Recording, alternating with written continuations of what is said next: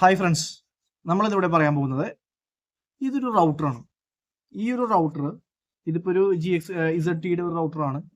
ഇതുപോലെ ഏഷ്യനെറ്റിനായാലും ജിയോനായാലും എയർടെലിനായാലും കേരള വിഷനായാലും ഇത് എല്ലാവർക്കും ഓരോ റൗട്ടേഴ്സ് ഉണ്ടാവും. ഈ ഒരു റൗട്ടറുകളുടെ ഒക്കെ ആ ഒരു അഡ്മിൻ പേജിൽ, അതായത് ഈ ഒരു റൗട്ടർ പേജിൽ കയറാനും അതിൻ്റെ പാസ്വേഡ് ചേഞ്ച് ചെയ്യാനും നിങ്ങളും അറിഞ്ഞിരിക്കണം. അതായത് ഒരു CCTV ടെക്നീഷ്യൻ ആയാലും അല്ലെങ്കിൽ ഒരു നെറ്റ്വർക്ക് ടെക്നീഷ്യൻ ആയാലും അറിഞ്ഞിരിക്കണം ഇതെങ്ങനെ ആ ഒരു പ്രൊവൈഡറിൻ്റെ ആ ഒരു റൗട്ടർ പേജിൽ കയറാമെന്നും അതിൻ്റെ പാസ്വേഡ് എങ്ങനെ മാറ്റാമെന്ന് മാത്രമല്ല ആ റൗട്ടർ പേജിൽ കയറാനും അത്യാവശ്യം സെറ്റിങ്സ് മാറ്റാനുള്ള ഒരു അറിവ് നിങ്ങൾക്ക് വേണം. ഇത് പറയാനുള്ള കാരണം എന്താണെന്ന് വെച്ചിട്ടുണ്ടെങ്കിൽ ഒരു പ്രധാനപ്പെട്ട കാരണമാണ്. അതാണ് നമ്മൾ ഇന്ന് വീഡിയോയിൽ പറയുന്നത്. അതായത് ഇപ്പോൾ നിങ്ങളിപ്പോൾ ഒരു സൈറ്റിൽ നിന്നൊരു കോൾ വരികയാണ്. ഇപ്പോൾ നെറ്റ്വർക്ക് ആവാം, അല്ലെങ്കിൽ CCTV ചെയ്യുന്ന ആൾക്കാർക്കാവാം. അതായത് അവർ പ്രൊവൈഡറെ മാറ്റി, അതായത് അവിടെ ഉപയോഗിച്ചിരുന്നത് ഒരു ജിയോ ആണ്, ജിയോ ഒന്ന് മാറ്റി ഏഷ്യനെറ്റിലോട്ട് മാറ്റി, അല്ലെങ്കിൽ ഏഷ്യനെറ്റാണ് ഉപയോഗിച്ചത്, അവിടുന്ന് കേരള വിഷനിലോട്ട് മാറ്റി. ഇവിടെ എന്താ സംഭവിക്കണമെന്ന് വെച്ചാൽ, നോർമലി ജിയോ വരുമ്പോഴേക്ക് നിങ്ങൾക്ക് അറിയാൻ പറ്റും, അത്യാവശ്യം അറിയാവുന്ന ടെക്നീഷ്യൻ ആണെങ്കിൽ നിങ്ങൾക്ക് അറിയാം. അതായത് ഇതിൻ്റെ ഗേറ്റ് വേ IP വ്യത്യാസം വരും. നോർമലി ഒരു ഏഷ്യനെറ്റിൻ്റെ ഗേറ്റ് വേ IP വരുന്നത് 192.168.1.1 എന്നാണ് അവരുടെ ആ ONU വരുന്ന ആ ഒരു ഗേറ്റ് വേ IP എങ്കിൽ ഇവർ ഏഷ്യനെറ്റ് ജിയോ എടുക്കുമ്പോൾ, അതായത് ഏഷ്യനെറ്റ് മാറ്റി ജിയോ എടുക്കുമ്പോഴേക്കും ആ IP 192.168.29 ആയിട്ട് മാറും.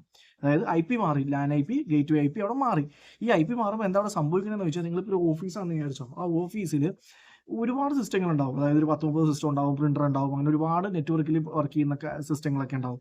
അപ്പോൾ അവർ അതിനൊക്കെ ഈ ഓഫീസ് ആകുമ്പോൾ എൻ്റെ പ്രത്യേകത വെച്ചാൽ അവർക്ക് ഒരു ഫയൽ ഷെയറിങ് ചെയ്യാനായിട്ടും നെറ്റ്വർക്കിൽ വരുന്ന ആപ്ലിക്കേഷൻസ്, അതായത് ടാലി പോലുള്ളതോ അല്ലെങ്കിൽ അവരുടെ ഏതെങ്കിലും SAP പോലുള്ള ആപ്ലിക്കേഷൻസ് ഒക്കെ വർക്ക് ചെയ്യാനായിട്ട് ഇവരിതിനെല്ലാം നെറ്റ്വർക്ക് ആയിട്ട് ഒരു സ്റ്റാറ്റിക് ആയിട്ടൊരു IP സെറ്റ് ചെയ്ത് വെച്ചിട്ടുണ്ടാവും. ഈ 10-30 അല്ലെങ്കിൽ 40 സിസ്റ്റം ഉണ്ടെങ്കിൽ അതിനൊക്കെ സിസ്റ്റം എല്ലാത്തിനും ആ ഒരു സീരിയൽ, ആ 1.0 സീരീസിലാണ് ഏഷ്യനെറ്റ് കിടക്കണമെങ്കിൽ ആ ഏഷ്യനെറ്റ് സീരീസിൽ എല്ലാത്തിലും 1.0 വെച്ചൊരു എൻ്റയർ നെറ്റ്വർക്ക് അവിടെ ക്രിയേറ്റ് ചെയ്തിട്ടുണ്ടാവും. അപ്പോൾ അവിടെ കൊണ്ടുവന്ന് നമ്മൾ ഈ ഒരു 29 കയറ്റുമ്പോൾ അവർക്ക് അതിനകത്ത് ഒന്നും നെറ്റ് കിട്ടില്ല. അപ്പോൾ അവർ നമ്മളോട് പറയും ഇത് കിട്ടുന്നില്ല. ഇതുപോലെ തന്നെ CCTV ചെയ്യുന്ന ആൾക്കാർ ശ്രദ്ധിക്കുക. കാരണം അവിടെ ഒരുപാട് ക്യാമറകൾ ഇരിപ്പുണ്ട്, ഒരു 10-30 ക്യാമറ ഇരിപ്പുണ്ടെന്ന് നോക്കി അതിനകത്തൊക്കെ ഇരിക്കുന്നതും ഈ ഒരു 1.0 സീരീസിലെ എന്തായിരിക്കും, 1.0 സീരീസിലെ ആ ഒരു നെറ്റ്വർക്കിൽ വരുന്ന IP വെച്ചിട്ടായിരിക്കും ഇതെല്ലാം കോൺഫിഗറേഷൻ ചെയ്തേക്കുന്നതും അല്ലെങ്കിൽ അതെല്ലാം വന്നിരിക്കുന്നതും. അവിടെ ഓട്ടോമാറ്റിക്കലി നമ്മൾ ഈ 29 സീരീസിലെ ആ ജിയോൻ്റെ നമ്മൾ പുതിയതായിട്ട് വയ്ക്കുന്ന ആ ഒരു ISP ഇട്ടിട്ടുണ്ടെങ്കിൽ അവിടെ കണക്ഷൻ കിട്ടില്ല. കണക്ഷൻ കിട്ടില്ല മീൻസ് നെറ്റ് ആ ഒരു വൈഫൈയിൽ നേരിട്ട് നമുക്ക് കണക്ട് ചെയ്താൽ കണക്ഷൻ കിട്ടും, അല്ലാത്ത പക്ഷം നമുക്ക് ഇത് കിട്ടില്ല, ആ ഒരു നെറ്റ്വർക്ക് വർക്ക് ചെയ്യില്ല, കാര്യങ്ങളൊന്നും നടക്കില്ല. അപ്പോൾ നമ്മൾ നോർമൽ എന്താ ചെയ്യുന്നത്, എനിക്ക് തോന്നുന്നു വളരെയധികം കുറച്ച് ആൾക്കാർ ഒഴിച്ച് ബാക്കി 99% ആൾക്കാർ ചെയ്യുന്നതെന്ന് വെച്ചാൽ ഈ ഒരു 29 സീരീസിലോട്ട് ഈ പറഞ്ഞ നെറ്റ്വർക്കിനെ എല്ലാത്തിനും ആക്കും. അതായത് ഈ 40 സിസ്റ്റത്തിലെയും IP മാനുവലി സ്റ്റാറ്റിക്കിൽ മാനുവലി കയറി ഓരോ സിസ്റ്റം വെച്ചിട്ട് കയറി ഓരോ സിസ്റ്റം വൈസ് വെച്ച് കയറി അതിനകത്ത് V4 സെറ്റിംഗ്സിൽ നിന്ന് മാറ്റി ആ ഒരു .29 സീരീസിലോട്ട് ആക്കി, അതായത് ഏതാണോ പുതിയ നമ്മൾ വെച്ചേക്കുന്നത് ആ ഒരു പുതിയ നെറ്റ്വർക്കിൻ്റെ സീരീസിലോട്ട് IP മാറ്റി എൻ്റയർ നെറ്റ്വർക്ക് മാറ്റേണ്ടി വരും. അതുപോലെ തന്നെ എന്ത് ചെയ്യും, അതുപോലെ തന്നെ ആ ഒരു ക്യാമറയാണ് നിങ്ങൾ നോക്കുന്നതെങ്കിൽ എല്ലാ ക്യാമറയുടെ NVR ഉൾപ്പെടെയുള്ള ക്യാമറകളെല്ലാവരും എടുത്തിട്ട് എല്ലാത്തിൻ്റെയും IP ഓരോന്നായിട്ട് ചേഞ്ച് ചെയ്ത് എൻ്റയർ നെറ്റ്വർക്ക് ഈ ഒരു പുതിയ ISPയിലോട്ട് ആക്കും. ഇത് ഇത്രയും ചെയ്ത് ഈ സമയം കളയേണ്ട ആവശ്യമില്ല. നിങ്ങൾ ജസ്റ്റ് ചെയ്യുക. ഞാൻ നേരത്തെ ആദ്യം വീഡിയോയുടെ തുടക്കത്തിൽ ഞാൻ പറഞ്ഞു, അതാത് ISPയുടെ ആ ഒരു റൗട്ടറിൻ്റെ പേജിൽ കയറാൻ, ആ ഒരു മോഡത്തിൻ്റെ അല്ലെങ്കിൽ ONUവിൻ്റെ പേജിൽ കയറാൻ നിങ്ങൾ അറിഞ്ഞിരിക്കണം, അഡ്മിൻ പേജിൽ കയറാൻ അറിഞ്ഞിരിക്കണം. അതിന് നോർമലി അതിൻ്റെയൊക്കെ പുറകിൽ ഒരു MAC അഡ്രസ് ആയിരിക്കും വരുന്നത്. ഇൻ കേസ് വന്ന MAC അഡ്രസ് അല്ലെങ്കിൽ ജസ്റ്റ് സർവീസ് പ്രൊവൈഡറായിട്ട് വിളിച്ചിട്ടുണ്ടെങ്കിൽ അവർ പറഞ്ഞു തരുന്നത് എങ്ങനെ ഏതാണ് അവർ കൊടുത്തേക്കുന്ന പാസ്വേഡ് എന്നുള്ളത്. ആ പാസ്വേഡ് ഉപയോഗിച്ചിട്ട് അതിന് ആ ഒരു IP കയറാം. ഇത് കയറിയത് ഗുണമെന്ന് വെച്ചാൽ നിങ്ങൾക്ക് ഈ പറഞ്ഞ ഗേറ്റ് വേ IP മാറ്റി എന്ന് പറഞ്ഞാൽ അവർ കണക്ഷൻ കട്ടായില്ല.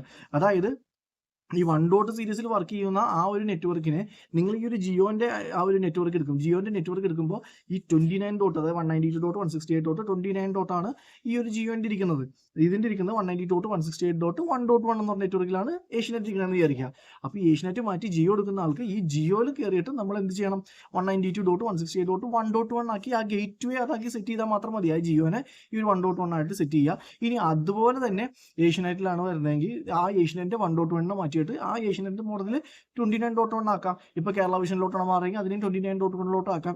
ജിയോ ആണ് അവിടെ യൂസ് ചെയ്തിരുന്നെങ്കിൽ. അപ്പോൾ ഏതാണോ നമ്മളവിടെ യൂസ് ചെയ്യുന്നത് ആ യൂസ് ചെയ്തതിൻ്റെ ഗേറ്റ് വേ ആക്കി മാറ്റിയാൽ മാത്രം മതി ഈ ഒരു പുതിയ സർവീസ് പ്രൊവൈഡറിൻ്റെ ONUവിനെ അല്ലെങ്കിൽ മോഡത്തിന്. ഇത്രയും സിമ്പിളാണ് കാര്യം. അപ്പോൾ ഈ ഒരു ഇത്രയും നേരത്തെ വർക്ക് കളയേണ്ട ആവശ്യമില്ല. നമുക്ക് 5 മിനിറ്റിൽ നമുക്ക് പരിപാടി ഫിനിഷ് ചെയ്യാമെന്നുള്ളത്. അതാണ് പറഞ്ഞത്. ഈ ഒരു കയറുന്ന രീതി മനസ്സിലാക്കിയിരിക്കുക. നമ്മുടെ വീഡിയോസിൽ തന്നെ യൂട്യൂബ് ചാനലൊക്കെ ഒരുപാട് വീഡിയോസ് ഉണ്ട് പാസ്വേഡൊക്കെ ചേഞ്ച് ചെയ്യുന്നത്. അപ്പോൾ അതിനകത്ത് മനസ്സിലാവും എങ്ങനെയാണ് അത് കയറുന്നത് എന്നുള്ളത്. കയറണം പ്രത്യേകിച്ചൊന്നുമില്ല. എല്ലാത്തിനും ആ ഒരു ഗേറ്റ് വേ IP നമ്മൾ ബ്രൗസറിൽ എൻ്റർ ചെയ്യുക, യൂസറിനെ പാസ്വേഡ് ചോദിക്കുക, യൂസറിനെ പാസ്വേഡ് ഡിഫോൾട്ട് പാസ്വേഡ് ചിലതിൻ്റെ പുറകിലുള്ളത് തന്നെയായിരിക്കും. ഇല്ലാത്ത പക്ഷം ആ സർവീസ് പ്രൊവൈഡറിൻ്റെ നമ്പർ എന്തായാലും കസ്റ്റമർ അടുത്തുണ്ടാവും. ജസ്റ്റ് ഒന്ന് വിളിച്ചിട്ട് ആ ഒരു പാസ്വേഡ് ചോദിക്കുക, പാസ്വേഡ് വെച്ച് എൻ്റർ ചെയ്യുക, ജസ്റ്റ് ഫയൽ ലാൻ സെറ്റിംഗ്സ് കയറുക. ലാൻ സെറ്റിംഗ്സിൽ ഒബ്വിയസ്ലി ആ ഒരു ഫംഗ്ഷൻ ഉണ്ടാവും.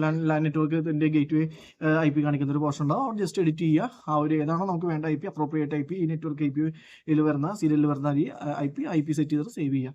ഇത്ര മാത്രം ചെയ്താൽ നമ്മുടെ എല്ലാ പരിപാടിയും ഒക്കെ അവിടെ ഈ പറഞ്ഞ ഈ ഒരു ചിലപ്പോൾ ഒരു ദിവസം അല്ലെങ്കിൽ 2 ദിവസമൊക്കെ വരുന്ന പരിപാടികൾ നമുക്ക് വെറുതെ നിസ്സാര സമയം കൊണ്ട് ഒരു 5 മിനിറ്റ് കൊണ്ട് കംപ്ലീറ്റ് ആക്കാനായിട്ട് നമുക്ക് സാധിക്കും. അപ്പോൾ ഈ ഒരു ഇൻഫർമേഷൻ വളരെ ഇമ്പോർട്ടൻ്റ് ആണ്. നമുക്ക് അറിയാത്തവരാണെങ്കിൽ തീർച്ചയായിട്ടും ഈ ഒരു വീഡിയോ ഷെയർ ചെയ്യുക, അറിയാമല്ലാത്തവർക്ക് വേണ്ടി ഷെയർ ചെയ്യുക. കാരണം അത്ര ഇമ്പോർട്ടൻ്റ് ആയിട്ടുള്ള ഒരു കാര്യമാണ്. കാരണം ഒരുപാട് പേര് ഒരുപാട് സമയം കളയാറുണ്ട്. ഈ പറഞ്ഞ ക്യാമറക്കാരായാലും ശരി, നെറ്റ്വർക്കിൻ്റെ ആൾക്കാരും ശരി, ഇവർ 2 പേർക്കും വളരെ പ്രധാനപ്പെട്ട ഒരു കാര്യമാണ് ഞാനിവിടെ പറഞ്ഞത്. അപ്പോൾ അത് ശ്രദ്ധിച്ച് മനസ്സിലാക്കുക. എന്തെങ്കിലും ഡൗട്ട് ഉണ്ടെങ്കിൽ താഴത്ത് കമൻറ്റ് ചെയ്യുക. പിന്നെ അതുപോലെ തന്നെ ഇത് പ്രാക്ടിക്കലായിട്ട് നമ്മൾ ചെയ്ത വീഡിയോസ് ഒരുപാട് നമ്മുടെ യൂട്യൂബ് ചാനലുണ്ട്, തീർച്ചയായിട്ടും കാണുക. ഓക്കെ, അടുത്ത വീഡിയോ ആയിട്ട് നാളെ വീണ്ടും കാണാം. ബൈ.